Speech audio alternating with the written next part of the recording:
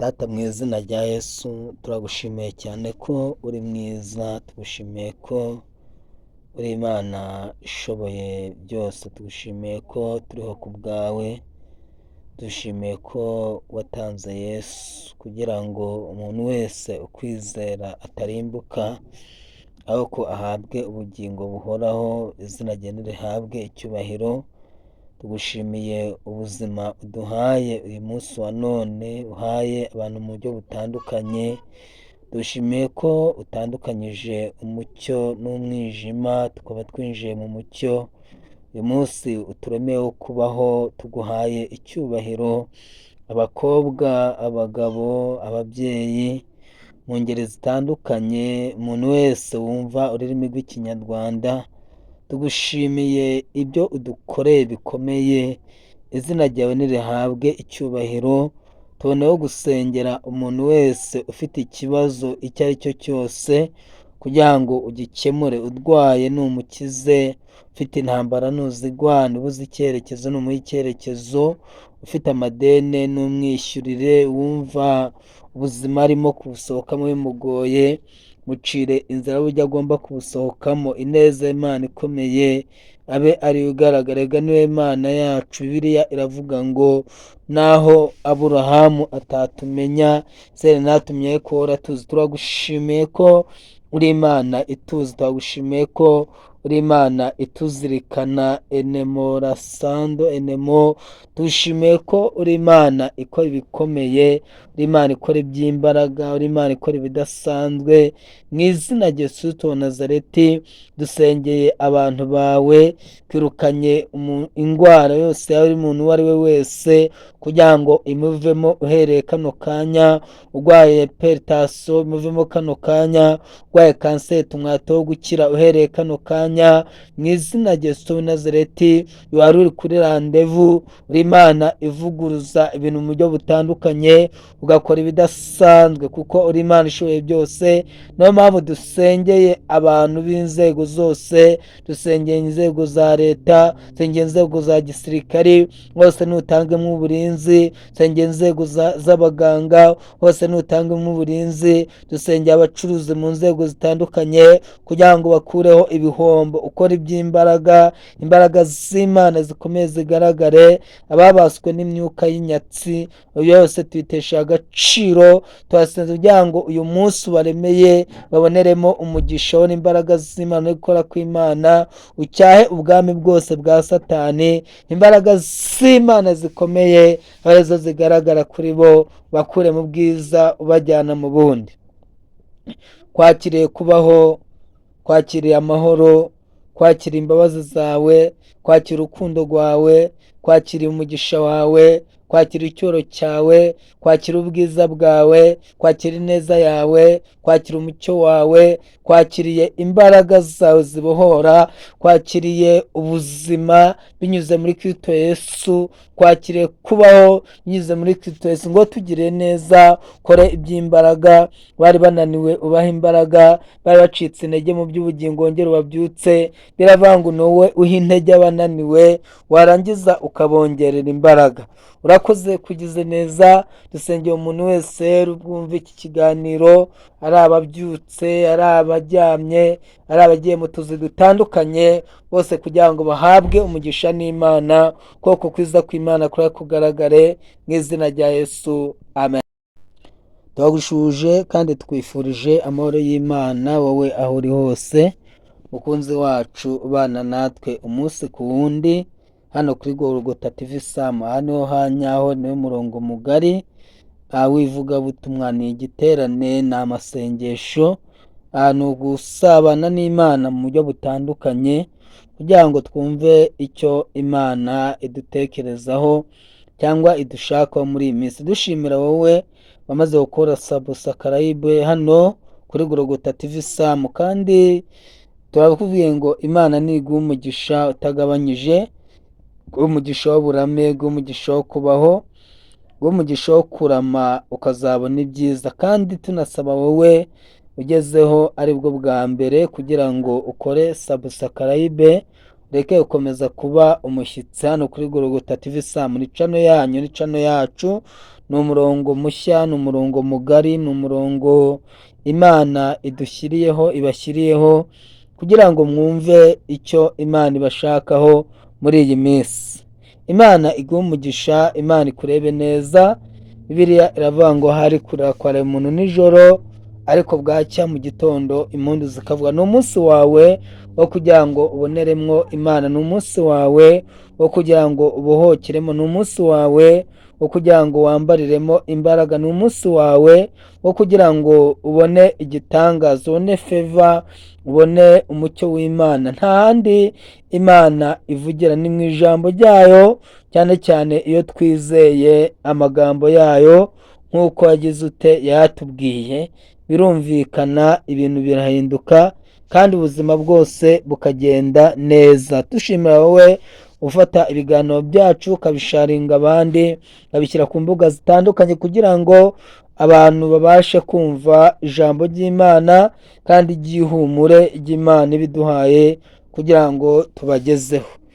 Kadusome ijambo ry'Imana adusanga mu butumwa bwiza bwa Yesu uko bwanditswe na Mariko. Turasoma igice cya 2, turasoma duhere ku murongo waho wa 8. Avuze ngo uwo mwanya Yesu amenya mu mutima we yuko biburanyije batyo mu mutima yabo, arababaza ati ni iki gitumye mwiburanya mucyo mu mutima yanyu? Icyoroshye ni ikihe? Ari ukubwira iki kirema ati ibyaha byawe urabibabariwe, cyangwa ari ukubwira ati byuka wikorere ingobyi yawe utahe? Ariko menye yuko umwana w'umuntu afite ubutware mu isi bwo kubabarira abantu ibyaha byabo. Nuko abwira icyo kirema giti ndagutegetse byuka wikorere ingobyi yawe utahe. Arabaduka yikorera ingobyi ye, uwo mwanya arasohoka imbere yabo. Nuko bose baratangara bahimbaza Imana, baravuga bati bene ibi ntabwo twigeze kubibona. Tuvuge ngo amen. Imana ibaho umugisha. Dusomye ijambo ry'Imana, rigaragayemo Yesu, rigaragayemo abantu 4, rigaragayemo abandi bantu benshi cyane bari barimo bumva ijambo ry'Imana Yesu yari arimo yigisha. Hanyuma rigaragayemo abantu bariho bagenda, ariko ngo barangije babona umuntu wari ufite ikibazo cyangwa wari ufite intambara zari zimugose zimuzengurutse, kugira ku rwego rw'aho bene wabo bari baramujugunye bakamuha akato bakamuvaho. Wowe bashoboka ko ushobora kuba udukurikirana, hari abantu bakuvuyeho, hari abantu batakikuvugisha. Birashoboka cyane, kuko ibyo ngibyo nta kindi kibikora uretse igihe cyonyine. Igihe gituma abantu bagumana nawe, igihe gituma abantu bagenda, igihe gituma abantu bagushaka, igihe gituma n'abantu bagira ute batuza. Nyuma icyo nshatse kuvuga, ndashaka ko dusengana mu mwanya mutoya, nkagusengera ku byifuzo byawe, nkagusengera ku kibazo cyose waba ufite, cyaba icy'uburwayi, cyaba icy'intambara, cyaba imbaraga ukeneye, yaba kutugisha inama, mbega ikibazo cyose, ikintu cyose waba ufite biremewe. Kwa wajya muri comment ukandika, cyangwa ukaba waduhamagara kuri ya nomero mukunda gusanga kuri screen y'iyi televiziyo yacu. Imana y'amahoro ibaho umugisha. Ijambo dusomye ni ijambo Imana iduhaye twumvishemo abantu, twumvishemo Yesu. Byango ni ibintu byumvikana. Hari abantu twumvishemo Yesu, twumvishemo abantu batwaye ikirema. Hanyuma icyo Imana ivuze ikuntumyeho ni iki? Nuko Imana ikuremeye inzira nshya, ikuremeye ubundi buryo bushya, ikuremeye ubundi buryo bushya, izindi nzira nshya. Hegeze igihe kigera umuntu agashakisha inzira zose ariko akabona ntago zifatika, na ndetse aho ashatse gupfumurira hose agasanga inzira zigeze ute ziri boroke, agasanga inzira zirafunze. yashaka gupfumura ngo ajye mu kazi akabona inzira ziri boroke, yashaka gupfumura ngo ajye kwiga agasanga inzira ziri boroke. ariko ijambo rito, ijambo rikomeye muri mishaje y'ubuhanuzi bw'Imana ni uko Kristo aje kukuremera inzira nshya yo kugira ngo winjiriremo, kandi ntabwo ari ukuyinjiramo gusa, kugira ngo ushyikire ibyawe mu izina rya Yesu, amen. Bibiliya iravuga ngo Yesu yari arimo yigisha ubutumwa bwiza, ni ijambo ry'Imana yari arimo avuga. Murabizi ko ijambo ry'Imana ari ubuzima, murabizi ko ijambo ry'Imana ribohora, murabizi ko ijambo ry'Imana ribeshaho, kandi n'uyu munsi wa none ndumva hari abantu bagomba kubohoka kubera iri sengesho ndetse n'ijambo ry'Imana. Bibiliya iravuga ngo Yesu aragenda ajya kwigisha ubutumwa bwiza. Biravuga ngo abantu baza kumenya amakuru ya Yesu. Muri iyi minsi ndigumva ashaka gutinda kuvuga kuri Yesu cyane, kuko niwe wenyine widekaraye aravuga ngo mwese abarushye abaremerewe muze munsange ndabaruhura. Ufite umuruho, nta handi waruhukira uretse kuri Yesu. Ufite ibibazo, nta handi byakemukira uretse kuri Yesu. Bibiliya ijambo ry'Imana iravuze ngo Yesu, ngo abantu barangije ngo yigisha ubutumwa bwiza biratinda, ngo abantu baza kunyura ku muntu wari waravutse aremaye. Yavutse aremaye, ibi by'ubumuga simbitindaho cyane, ariko hari ubumuga bw'ibyaha, ibyo nimba biri mukwiye kubireka. Hakaba ubumuga umuntu avukana aribwo abana n'ubumuga bwo kutabona, ariko hakaba n'ubumuga bugaruka ku buryo bw'iterambere. Burya iyo abandi batera imbere wowe ukaba udatera imbere, abantu benshi bakubona nk'aho ari ubumuga ugize ufite, ariko turashimira Yesu ko ari we ufite gahunda yo kugukiza ubumuga. Gahunda Imana ikuntumyeho wowe aho uri hose, mu kigero waba urimo cyose, ni ijambo rivuga ngo abantu bakwimye inzira isohoka yinjira, ariko Yesu agiye kuguha inzira isohoka kandi yakuremeye igitangaza. Igitangaza kirabaye. Abantu bakwimye inzira yinjira, ariko Yesu aje kuguha inzira isohoka kandi yakuremeye igitangaza. Bibiliya iravuga ngo aba bantu ngo barangije bagira kwizera, bafata uwo muntu baramuterura. Bamaze kumuterura bari bane, babiri haruguru abandi baruguru hepfo. Ngo barangije baramuzana, bageze ahantu Yesu ari, ngo asanga abantu buzuye, nta nzira ihari yo kugira yo kumeneramo, nta nzira ihari yo kwinjiriramo. Umva ubuhanuzi bukomeye, nubwo inzira ku bantu zarangiye, ariko ku Mana biracyagize biracyashoboka. Nubwo ku bantu uburyo butagihari, ariko ku Mana uburyo bugize burahari. Nubwo ku bantu nta kintu bakikumarira, ariko ku Mana, Imana yacyagufiteho umugambi, Imana yacyagufitiye urukundo, Imana yacyakwitayeho, Imana iracyagukurikirana, na ndetse umunsi ku wundi. Abantu nabo bakanga, n'abantu batuza, ntibavuge, ntibite ku byawe, ntibite ku kibazo cyawe, ntibite ku ntambara zawe. Ariko reka nkubwire, Yesu arahari kugira ngo akwiteho. kandi reka nkubwire, mu bantu Imana igigushakiramo umuntu w'umumaro. Haleluya, haleluya. Hege Imana iguha umuntu wongera ukagufasha,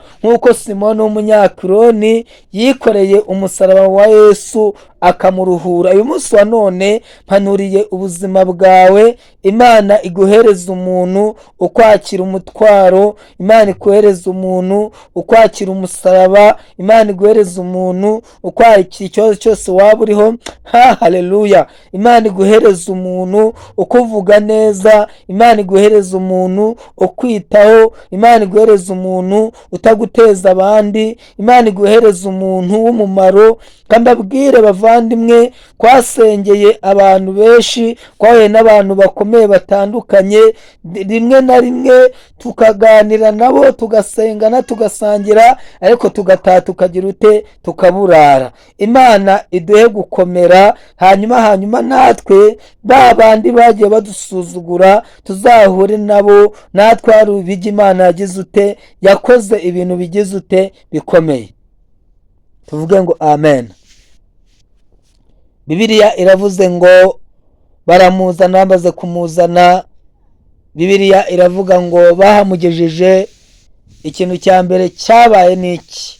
Ngo basanga abantu bahuzuye, babura uburyo binjira. Abantu baruzuye ku buryo kubona akazi bigora, abantu baruzuye ku buryo kubona umwana bigora, abantu baruzuye kugira ngo wakire amafaranga bigora, abantu baruzuye. He n'igihe buzura bagatangatanga inzira zose, inzira wakanyuzamo ngo ubone ubundi buryo, izo nzira ugasanga zigize ute, zirafunze, ukabona ntaho kumenera, ukabona nta buryo, ukabona nta hantu uri bwinjirire. Ariko turashimira Imana, naho inzira abantu bazifunga, Yesu afite inzira nshya. Afite inzira yawe nshya, mama afite inzira yawe nshya, papa afite inzira yawe nshya, mukuru afite inzira yawe nshya, mama afite inzira yawe nshya, munyamasenge afite inzira yawe nshya. Inzira ku bantu zararangiye, zijya zirangira, zijya zihagarara, zijya zifata. Ariko turashimira Imana ko inzira Yesu aciye ari inzira abarozi batazavuma, ko inzira Yesu aguciriye ari inzira abantu we batazabona, ko inzira Yesu aguciriye ari inzira batazaroga ngo irogeke, ko inzira Yesu aguciriye ari inzira batazagambana ngo igwambanike, ko inzira Yesu aguciriye ari inzira batazaroga ngo irogeke, ko inzira Yesu aguciriye ari inzira batazavuma ngo ivumike. Inzira Yesu aguciriye ni inzira itagambanirwa, ni inzira itarogegwa, ni inzira itumva amagambo, ni inzira itareba igisuzuguriro, ni inzira itakurebera mu isura bakureberamo, ni inzira Imana iremye yo kugira ngo abantu bose noneho bamenye ko Uwiteka ari we ugize ute, ubikoze. Tuvuge ngo amen. Tuvuge ngo amen. Bibiliya iravuga ngo Yesu ngo arangije araza, amaze kuza, abantu ngo bajya bamaze kuhagera, ngo basanga Yesu ahantu hose huzuye, naho kwinjira naho gusohokera. Warangije ngo kandi uwo muntu byari ngombwa ko bamugeza kuri Yesu cyangwa aho Yesu ari, ngo bahita bagira kwizera gukomeye. Ikintu cya mbere ngo basakambura inzu, burira inzu. Bamaze kurira inzu, hamwe havuga gusakambura, handi hasobanura ko ari inzu y'amategura. Biravuga ngo birumva rero kugira ngo bano bantu basakambure, byafashe inzira ndende cyane, byafashe intera ndende cyane. Ngo barangije bagira ute, batira urwego, kuko birumvikana.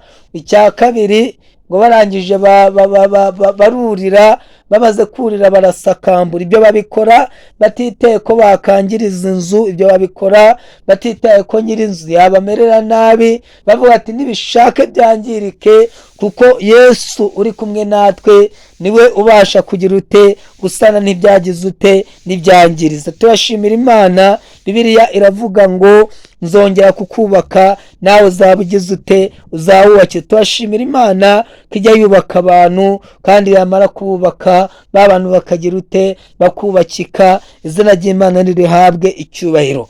Bibiliya iravuga ngo barasakambura, bamaze gusakambura. Icya kabiri barurira, bamaze kurira. Byari ijambo ryo kwizera, ijambo ry'Imana dusanga mu Baheburayo 10:37 abangwa aracyasigaye igihe kigufi cyane, uzaza ntazatinda, umukiranutsi wanjye azabeshwa no kwizera. mbese wizeye ibi? wizeye ubutabazi bw'Imana? wizeye imbaraga z'Imana? wizeye inzira nshya Imana ikuremeye? wizeye ubundi buryo Imana ikuremeye? wizeye gukira Imana ikuremeye? wizeye iki gitangaza Imana igukoreye? wizeye ubuzima bukomeye bwiza Imana ikuremeye? wizeye gukurwaho icyo gisuzuguro? wizeye gukurwaho ayo mabyi bagusize yitwa icyangiro? nimba ubyizeye vuga cyane ngo amen. Bibiliya iravuga ngo barangije ngo barurira, bamaze kurira barasakambura, bamaze gusakambura Bibiliya iravuga ngo bafata wa muntu barangije bamumanurira ahantu Yesu ageze ute ari. ngo Yesu abonye kwizera kwabo, icyambere ngo abwira icyo kirema, akibwira ngo ibyaha byawe urabibabariwe. akira imbabazi z'Imana, akira imbabazi z'Imana ku buzima bwawe, akira imbabazi z'Imana ku rugo rwawe, akira imbabazi z'Imana aho utuye, akira imbabazi z'Imana mu buzima bwawe bwa buri munsi, kuko hari imbabazi z'Imana zigize ute zikuje. icya kabiri, inzira zose bari bazisubiza Yesu amutangazaho ijambo rya kabiri, ni ijambo ry'ubuhanuzi ku buzima bwawe. ijambo rya kabiri icyo Imana ivuganye nawe, ngo Yesu amubwira ijambo rikomeye, avuga ngo uhereye kano kanya icyago cyawe ugize ute uragikize, ikorero bwawe ugira ute usohoke utahe. abantu bari bamwimye inzira yinjira, Yesu arabitangaza avuga ngo nimumurekure agira ute asohoka agira ute atahe. akira inzira nshya, akira ubutabazi bushya, akira ubuzima bushya, agira imbaraga nshya, akira ibintu bishya Imana ikuremeye, akira iterambere rishya, akira ubundi buryo bushya, akira kwakira imbaraga nshya, akira icyerekezo cy'ubuzima. haleluya. akira kongera kubona Imana mu buryo budasanzwe, akira icyerekezo cy'ubuzima, akira kongera kubakwa urugo rwawe bonaga ruri ku manegeka, akira kongera gufata, kuko ibyo ufase byose biragucika, ariko akira ibintu birama mu biganza byawe, kuko ari inzira nshya y'ubutabazi Yesu akuremeye, ari inzira nshya y'ubutabazi Imana ishyizeho. iyo nzira nshya ntizarogwa, iyo nzira nshya Imana irayirinda, iyo nzira nshya Imana irayirwanirira, iyo nzira nshya Imana ihagazeho, iyo nzira nshya Imana yibereye maso, kuko ari inzira y'ubutabazi bw'Imana ku buzima bwawe. ngo Yesu arategeka ngo aka kanya mumureke agira ute agende. akira inzira nshya, akira itegeko ry'Imana ku rugo rwawe, akira itegeko ry'Imana mu buzima bwawe, akira itegeko ry'Imana riguhesha ubukwe, akira itegeko ry'Imana riguhesha akazi, akira itegeko ry'Imana riguhesha kongera kubaka urugo rwawe, akira itegeko ry'Imana riguhesha gukomerera imbere y'abadashaka gukomera, akira itegeko ry'Imana riguhesha kuba umuntu udasanzwe imbere y'abadashaka kuba udasanzwe. akira imbaraga z'Imana mu buryo bukomeye. ngiye kugusengera Imana. haleluya. mbese wizeye igitangaza cy'Imana? mbese wizeye uburyo bushya Imana ikuremeye? mbese wizeye kwakira umugisha w'Imana? mbese wizeye kwakira iki gitangaza? mbese wizeye enimo eforaga kubona ukuboko kw'Imana ku buzima bwawe? Imana iguha umugisha, Imana ikugirire neza, wowe ubana natwe. akira umugisha w'Imana, akira imbaraga z'Imana, akira kubona Imana bundi bushya, akira ihumure mu impande zose ku buzima bwawe, kuko ari Imana igutegekeye ihumure. Data, mu izina rya Yesu twagushimiye cyane kuri mwiza, dushimiye ko uri Imana ishoboye byose. jya neza uyu mugabo, jya neza uyu musore, jya neza uyu mukobwa, jya neza umunyamasengesho. kwirukanye imbaraga z'umwijima, kwirukanye imbaraga zagwanyaga amasezerano y'abantu, kwirukanye imbaraga zagwanyaga abera. izo mbaraga turazimenaguye, izo mbaraga ndazivunaguye, izo mbaraga nzikubise hasi katika jina la Yesu. menaguye ubwami bwa Satani katika jina la Yesu. ntesheje agaciro imigambi yose ncakura, ntangaje kubaho, ntangaje amahoro, ntangaje ubuzima, ntangaje kwakira, ntangaje icyerekezo gishya ku muntu wese mu buryo butandukanye. urakoze kugize neza, urakoze kuri Imana igira neza, mu izina rya Yesu, amen. akira imbaraga z'Imana, gandakira kongera kubona Imana bundi bushya hano uri kuri Gologota TV Samu. Imana iguha umugisha.